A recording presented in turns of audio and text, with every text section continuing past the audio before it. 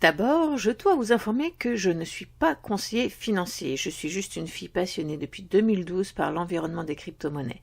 Donc cette vidéo n'est forcément pas un conseil en investissement et je ne fais que partager mes recherches avec vous. Comme d'habitude, je ne fais que survoler le sujet afin que vous puissiez identifier facilement l'utilité de chaque monnaie que je partage avec vous dans mes top listes de monnaies à surveiller. Allez, c'est parti. Qu'est-ce que le CAPS ? Alors, c'est un projet de Ternoa. Expliquer tout ça en moins de 5 minutes est un vrai défi, alors je perds pas de temps, let's go. CAPS, c'est la monnaie donc du projet Ternoa. Comme je viens de le dire, ce projet consiste à chiffrer grâce au procédé de chiffrement asymétrique GPG des informations dans une capsule NFT. Seul le propriétaire détient les clés de chiffrement. Il est donc le seul à pouvoir déverrouiller la capsule. Cependant, toute l'innovation de Ternoa réside dans les protocoles utilisés qui nous permettent de créer, attention, des capsules temporelles. J'adore ce projet. Alors, chaque capsule peut être scellée par les liens du temps. Seule la date définie permettra le déclenchement du protocole qui enverra les clés à son nouveau propriétaire qui pourra de nouveau à son tour ouvrir la capsule. Les protocoles de Ternoa ont été conçus pour déclencher la transmission des données numériques au moment choisi. Voici 5 façons décentralisées de faire voyager vos actifs numériques à travers le temps. Premièrement, il y a le Safe Protocol. Alors, le Safe Protocol permet de stocker les données de manière décentralisée, bien évidemment, sinon aucun intérêt, sur Ternoa. Sur Ternoa, oui, mais ils ont créé leur propre blockchain qui s'appelle la Ternoa Chain. C'est là-dessus que seront stockés les NFT. Alors, c'est ce qui rend justement immuable et totalement sécurisé le fait que ce soit sur cette blockchain. Les données peuvent être consultées, bien évidemment, mais aussi modifiées à tout moment. Ensuite, vous avez le protocole Big Day. Le Big Day protocole permet d'envoyer une capsule à des destinataires en programmant une date d'ouverture. Ce jour-là, le protocole est déclenché et les destinataires reçoivent les clés pour ouvrir leur capsule. Je vous donne un exemple.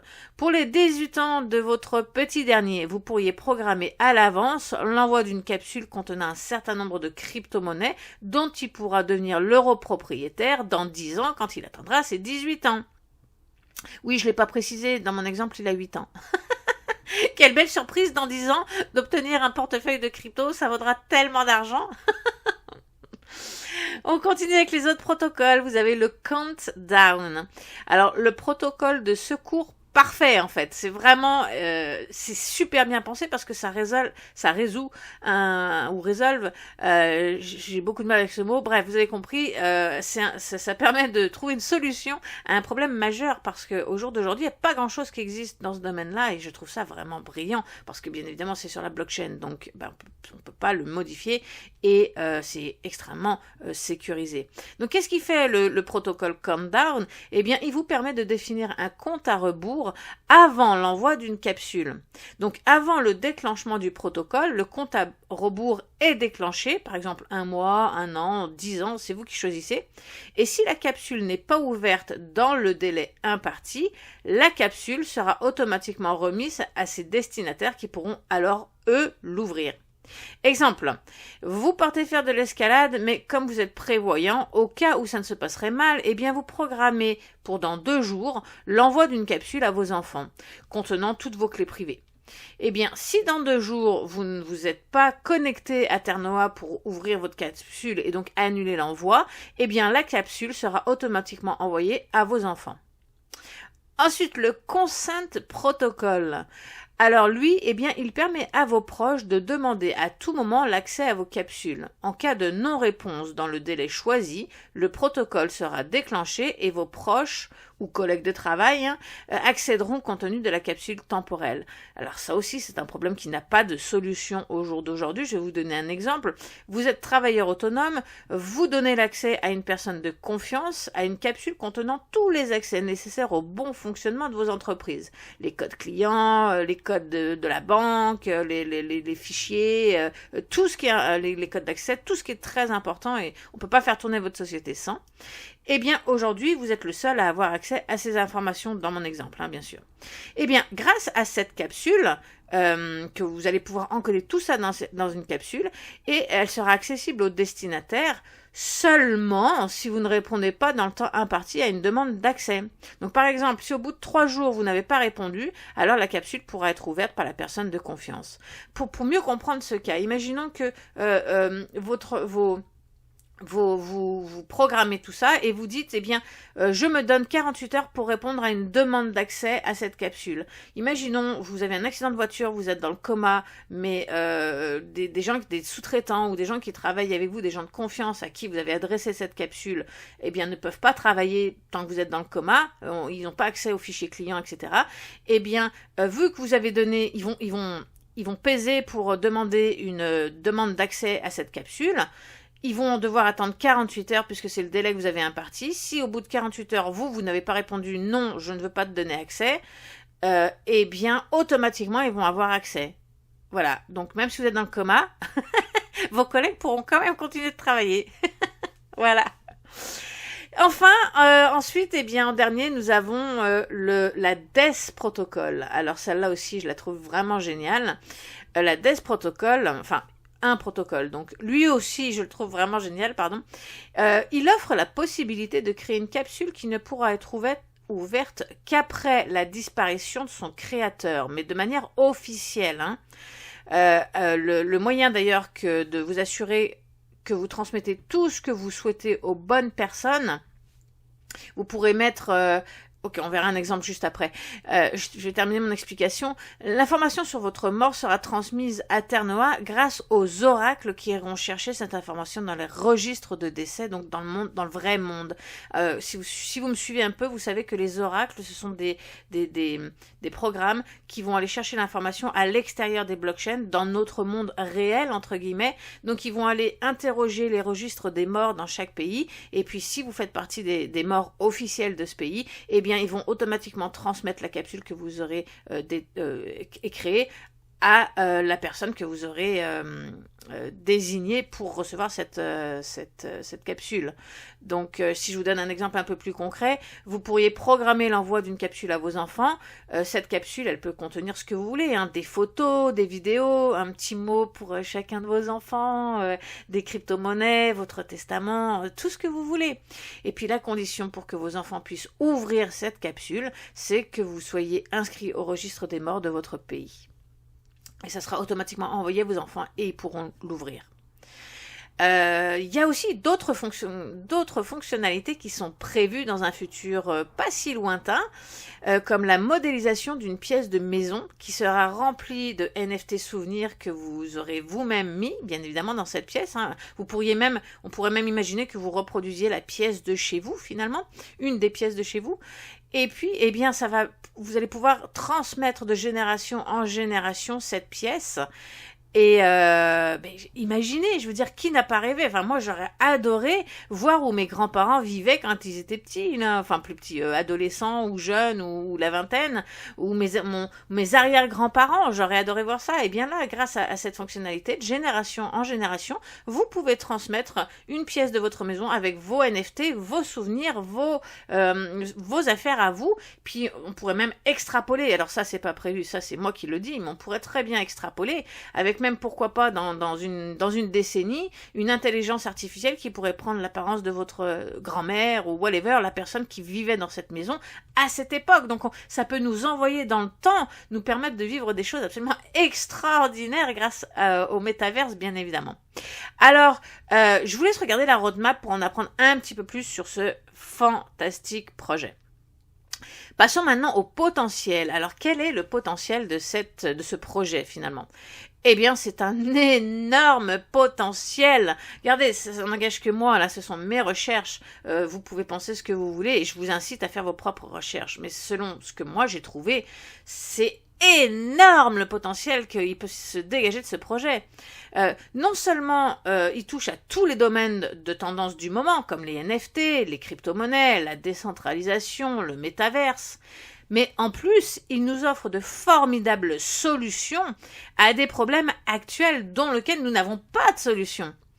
Et puis aussi, il trouve des solutions dans des domaines qui touchent tout le monde, parce que ça concerne le partage le partage ou la transmission de données sensibles ou compliquées. Je veux dire, on peut pas laisser ça sur une clé USB qui se balade ou des choses comme ça, ou donner un code, le code de votre coffre-fort à un de vos collègues, vous pouvez pas savoir s'il va pas partir avec le coffre. Alors que là, il aura le code que dans des situations bien particulières. C'est brillant, c'est vraiment brillant.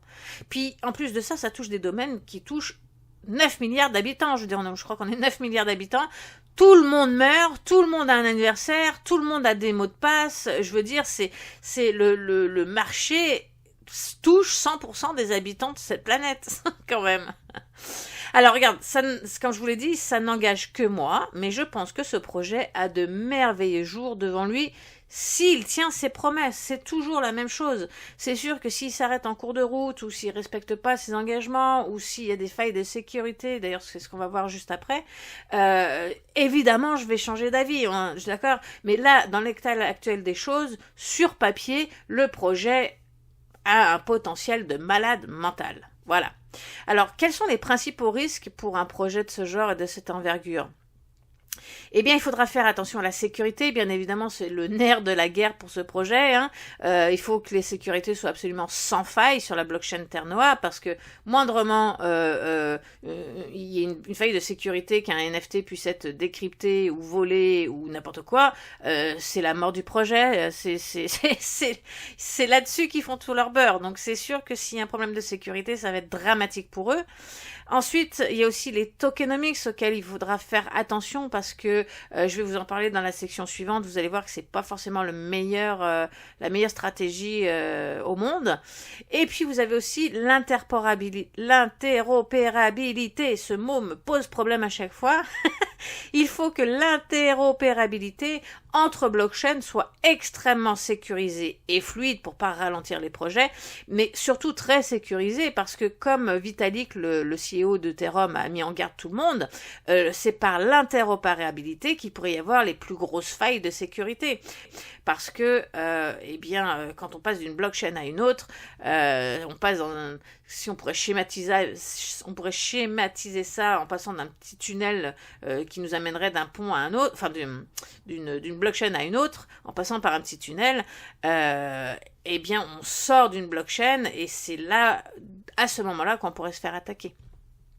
Donc, il faut vraiment surveiller ces trois aspects qui sont quand même alors il y en a d'autres, hein, bien évidemment, mais ces trois aspects majeurs pourraient poser problème dans le futur. Donc, il faudrait surveiller ça de près. Voilà. Alors maintenant, passons au tokenomics. Alors, le vesting de ce token n'est pas forcément le meilleur que j'ai pu voir, parce que 40% du token sera distribué à l'équipe. À l'équipe et aux ventes privées, 16% pour l'équipe, 24% pour les ventes privées.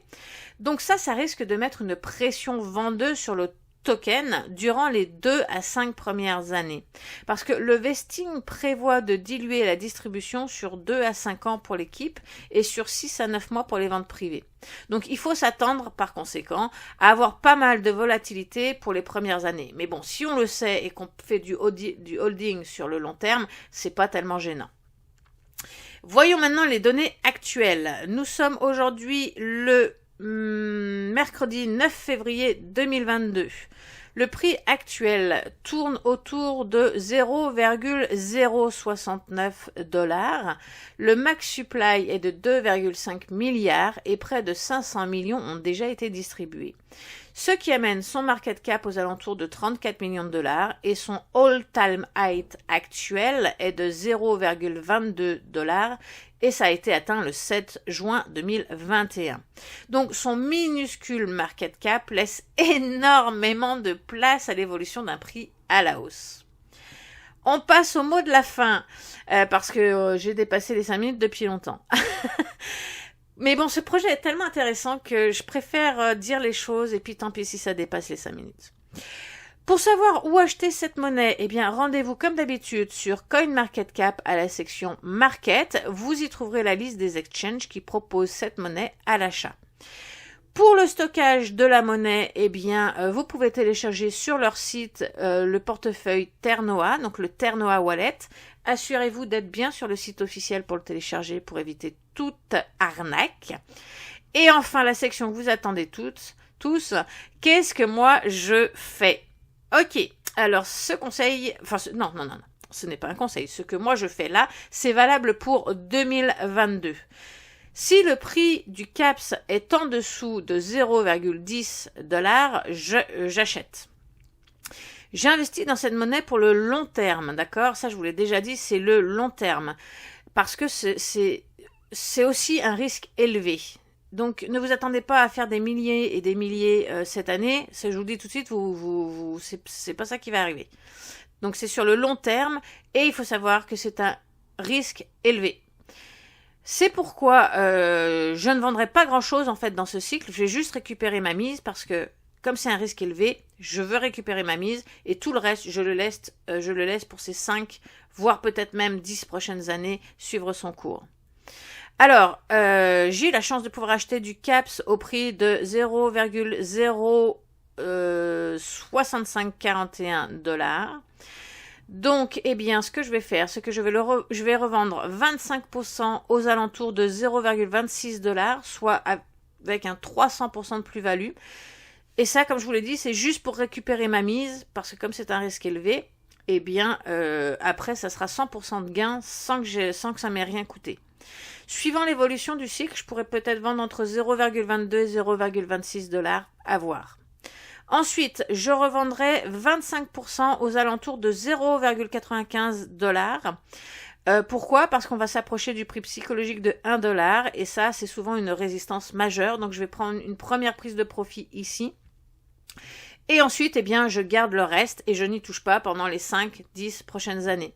Dernière chose, j'accumule beaucoup de CAPS régulièrement c'est une monnaie que j'accumule parce que je crois vraiment en cette monnaie. Ça fait une partie pour moi, c'est une monnaie que j'appelle valeur, c'est-à-dire que je veux vraiment accompagner dans sa construction parce que je crois, ils résolvent des problèmes dont on n'a pas de solution à l'heure actuelle.